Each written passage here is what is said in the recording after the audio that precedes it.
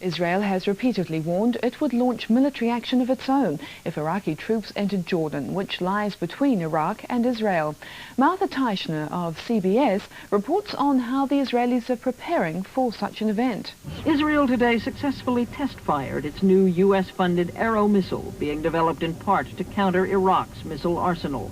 The timing of the launch was interpreted as a warning. Israeli Prime Minister Yitzhak Shamir said that if Saddam Hussein attacked Israel, as he threatened to do yesterday, he would bring heavy disaster upon himself. We are ready for any emergency. For years, regular exercises have been staged to prepare for chemical warfare. The Israeli government has gas masks for the entire population, but hasn't handed them out for fear people will panic.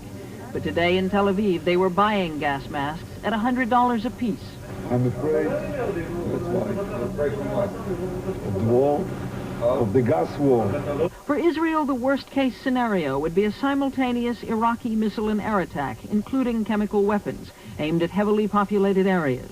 But according to military analysts, an Israeli retaliation would be immediate and even more devastating. Israel is capable of destroying large part of Iraqi economy, large part of Iraqi military capability.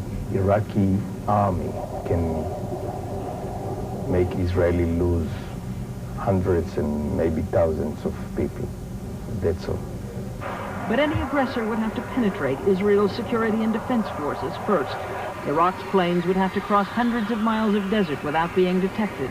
As one military analyst says, it's very difficult to get through a net that's already set to catch you.